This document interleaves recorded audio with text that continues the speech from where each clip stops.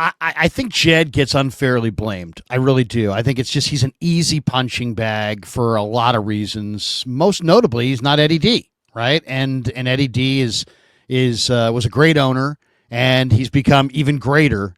Now that he's no longer there, right? As time goes on, the idea of Eddie D is even more popular than Eddie D, and even Eddie D would admit that he couldn't operate the same way that he did in the 80s and 90s, giving wives and girlfriends of players lavish gifts, flying the team to resorts after the season to celebrate, spending millions of dollars in that he didn't need to spend just to make his players happy and comfortable and feel loved.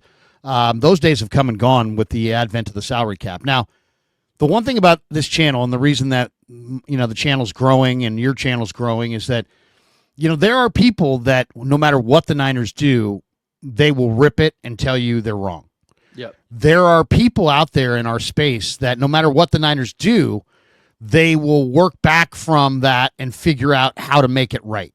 Right? So there's the yes men who are like, anything the Niners do, I mean, they could literally blow up Levi's Stadium and they'd be like, it was by design, guys. You know what I mean? It was meant to be blown up, And then there's the people that they could concoct the very greatest deal for Brock Purdy ever, and they're still going to be like, they got taken, they got hosed, the Niners are idiots. So there's the negative Niners side, there's the positive Niners side. I think that our channels have grown pretty rapidly because we deliver both, right? Yes. We don't just deliver the good news, and we don't just deliver the bad news. We're not sitting here just packaging up haterade every day. But at the same time, we're not just sitting here, give me a 4, give me a 9, give me an E, give me an R. What does that spell? So we rip when they need to be ripped. And here's one area the Niners need to be ripped. The Niners, it's okay in my mind, Chase, that they sat out the veteran free agent period largely because they were hitting a financial reset. But it's totally unacceptable, in my opinion, that they sat out the undrafted free agent market because it's so relatively cost effective, and it doesn't cost that much money, and it's a pool of players the Niners have had a lot of success in. And I bring it up because I'm reading an article today about the other team that you cover, the Philadelphia Eagles. And the Eagles, what they invested in the undrafted market just blows what the Niners invested out of the water. The Niners, I think, gave the most money to Stone Blanton. I think it was like $65,000 or maybe it was $92,000. I forget what it was. It was less than $100,000. The Eagles invested. They signed the Toledo safety, who Jake Hutchinson's a big fan of, Maxon Hook. Maxon Hook, yeah. Right. They gave him $200,000 in guaranteed money, as well as $30,000 to sign, according to Over the Cap. So that's one guy they got who's a really good young safety. You think the 49ers could have used Maxon Hook, a really good young safety who, plays a position that they have injuries at and could use reinforcements? Absolutely. Can help you on special teams right away. Right. Eagles paid Florida running back Montrell Johnson. Oh, he got the same as Hook. He got $200,000 in guarantees. Was a little bit behind Hook as far as signing bonus. He got $25,000, but $200,000 for Montrell Johnson, $200,000 for Hook. And then you go further down the list, and it didn't end there. The Eagles also signed Holland Pierce. They gave him $30,000 to sign. $20,000 less in overall guarantees, so they gave him $180,000 to sign. And the 6'8", 340-pound Holland Pierce started at right guard in Eagles rookie minicamp with Mekhi Becton out of there. They plugged this kid in at right guard, and if nothing else, he's an offensive lineman of note and some massive size for a team that already had a great line. And then they gave B.J. Mays, the A&M cornerback who can play in the slot, they gave him a $25,000 signing bonus and $175,000 in overall guarantees. I mean, you look at the money that they threw around. They gave Shunderick Powell, another good return guy from Central Arkansas, who I think is going to be fantastic, $76 $8,500 in guarantees, $13,500 to sign. I mean, they spent a whole lot more money than the 49ers, and they got a number of players out of it, and we'll see how many of them make the team. But the Niners have kicked butt in this area, and to chintz out and go cheap in the undrafted free agent market is so effing stupid and short-sighted that they deserve to be raked, and nobody besides yours truly is even going to mention it, because nobody sees the real value in undrafted players to begin with, and so they don't see the cheapness in cutting that entire market out of your game plan. The Eagles wind up getting 3 or 4 really solid players. I bet you Montrell Johnson, Quentin Hook, Maxon Hook, and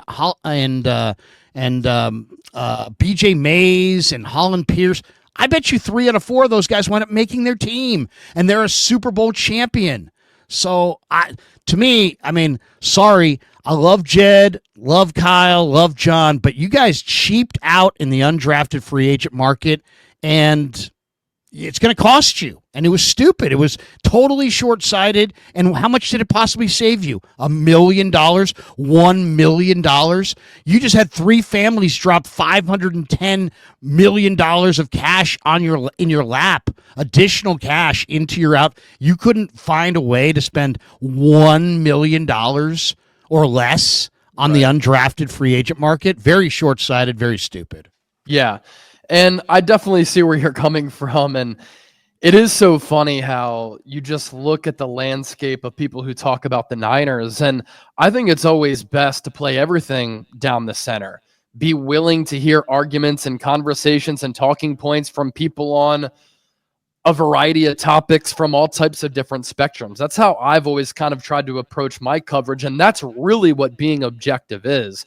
And it's so funny how some fans will respond to things, but it's important to remember the word fan is short for fanatic. And so sometimes fanatics do not want to hear people talking bad about a player on their team or the team in general. And I ran into a situation this week where I was talking about why this Brock Purdy contract is a steal.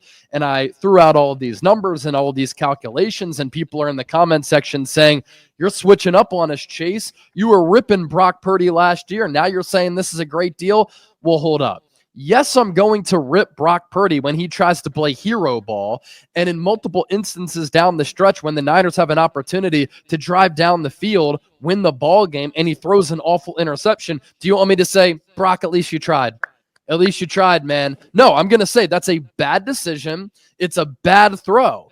And so you criticize people when they do things poorly. That is our job. We react in real time. But I also will give credit where credit is due. And so with the Niners, yeah, they've spent nearly $1 billion since the Nick Bosa contract going into 2023. They deserve credit for that. That's a big reason why they have been one of the most talented and most successful teams in the National Football League.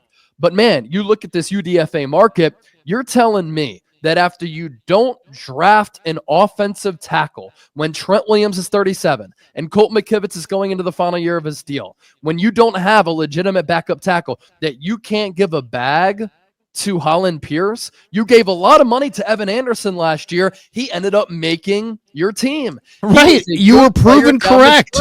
Yes, there's clear value in that. Azeez Al-Shire, he did not get drafted by the 49ers. He is now a top 10 highest paid linebacker in football. And so the Niners couldn't have brought in Holland Pierce, who's 6'8", has very long arms, improved every year that he was at Rutgers as a run blocker, and has real potential either as a tackle or as a guard. You can't go out there and you can't sign a guy who you like, Larry, in Willie Lampkin following the NFL draft. He might be 280, 290, but he's quick. He's agile. He'd be a good scheme fit. He can't compete with Matt Hennessy and Drake Nugent to combat with Jake Brendel to be this team's starting center, and you continue to ignore offensive line. It's not to say that I don't like some of the UDFAs who the Niners brought in. Corey Kiner might make this team. Isaiah Nayer was the talk of rookie minicamp. 6'4", 220, he can run a 4.4, but you can do more and be more aggressive with that type of strategy,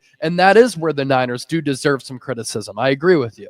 Yeah, I mean, I'm here to credit where credit is deserved, but I'm here to point the finger where blame is deserved, and to go cheapo in the undrafted free agent market 1 year after you invested $380,000 in Evan Anderson, and if you look on your defensive line, the only guy outside of Nick Bosa worth a damn on your defensive line is Evan Anderson, probably.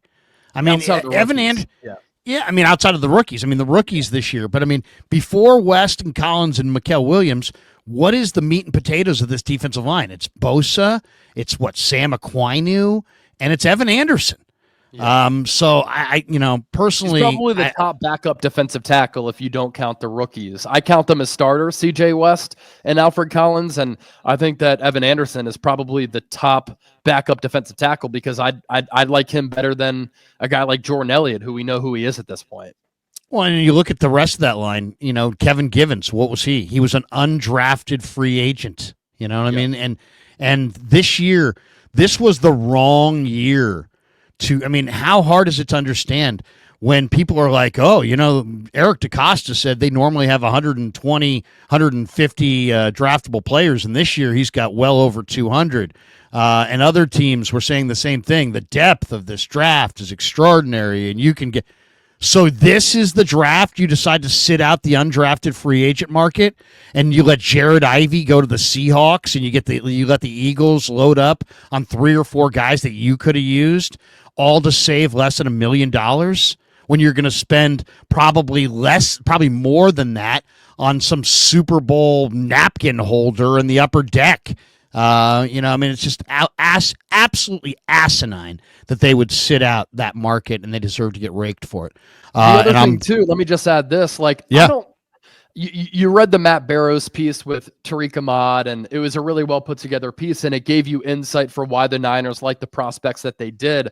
But I thought it was pretty interesting how they came to Junior Bergen, and Matt Barrows and Tariq Ahmad were talking about him, and they basically were talking about how when Junior Bergen was on the board, the Niners couldn't not draft him because special teams coaches were pounding the table for him because Brant Boyer's son plays at Montana. That's where Junior Bergen played. You didn't have to draft him, though. You could have signed him as a UDFA and addressed another position like the offensive line. That's another reach right there. You had the inside dope on him. You have Anderson, who used to be in that program. You have Boyer's son was the kicker. You have a greater in than anybody in the league for sure. Why would you waste a draft choice on that guy? He was one phone call away from signing with you, probably. Who's only a returner, by the way. He's not a He's wide only a receiver, return guy. Kyle Shanahan. Yeah. Yeah. So how's this guy? You're gonna clog up a roster spot with a guy who's just a returner. This guy better be a freaking great return man. That's all I got to say about that. Yeah, he better make the 53, and Holland Pierce better not go on to a decade of the Eagles, or guys like me are going to bring that up all over and over and over again, and justifiably so.